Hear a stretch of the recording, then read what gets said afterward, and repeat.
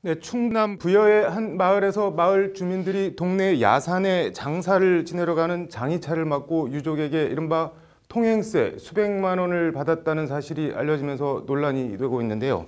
김수현 변호사의 법과 생활, 오늘은 이 통행세 얘기해보겠습니다. 김 변호사님, 사건 경위가 어떻게 되는지 좀 설명을 먼저 해주시죠.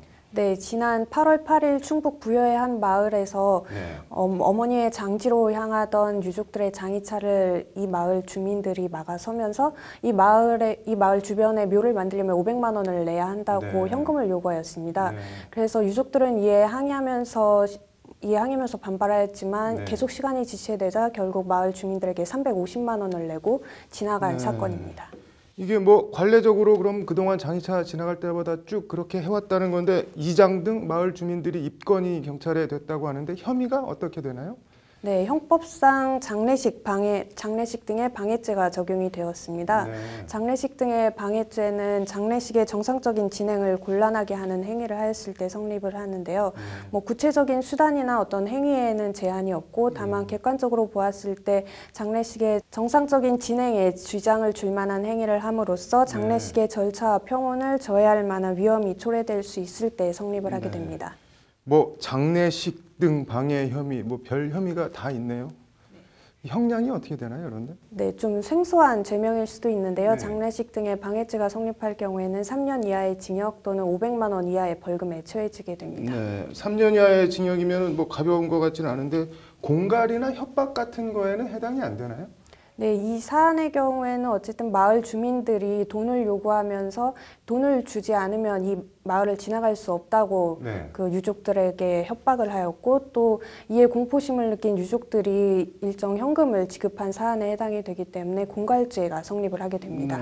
공갈죄는 그럼 형량은 어떻게 되나요? 공갈죄가 성립할 경우에는 10년 이하의 징역 또는 2천만 원 이하의 벌금에 처해지게 됩니다. 그런데 이 사안은 마을 주민들이 트럭을 이용해서 도로를 막아서면서 유족들에게 돈을 요구한 사안에 해당되기 때문에 특수공갈죄가 적용이 되어야 한다는 의견도 있습니다. 따라서 만약에 특수공갈죄가 적용이 된다면 1년 이상 15년 이하의 징역에 처해지게 됩니다. 벌금형은 없나요? 네, 벌금형은 없습니다. 네, 뭐 지나가기는 가야 되고 우리 땅이니까 우리 마을이니까 돈 내고 가라 이러면 뭐 어떻게 대처를 해야 되는 건가요, 그러면? 실제로 다른 마을에서도 선산이 있는데 이곳을 지나가려면 통행세를 요구하는 경우가 많아서 실제로 마찰이 많이 일어나고 있습니다.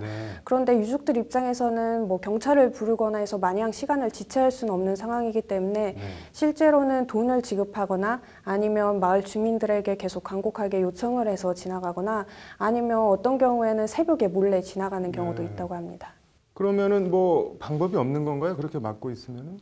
사후적인 대처 방법은 있을 수 있겠지만 현실적으로 생각했을 때 장례식 절차를 지체하면서까지 뭐 경찰을 부르거나 해서 사전적으로 이를 해결할 방법은 현실적으로 마땅하지가 않은 상황입니다. 뭐 약간 어이가 없는데 뭐 내일은 이렇게 도로로 쓰이는 사유지 이용을 둘러싼 논란 그리고 법적 쟁점에 대해서 좀 더 여쭤보겠습니다. 오늘 잘 들었습니다.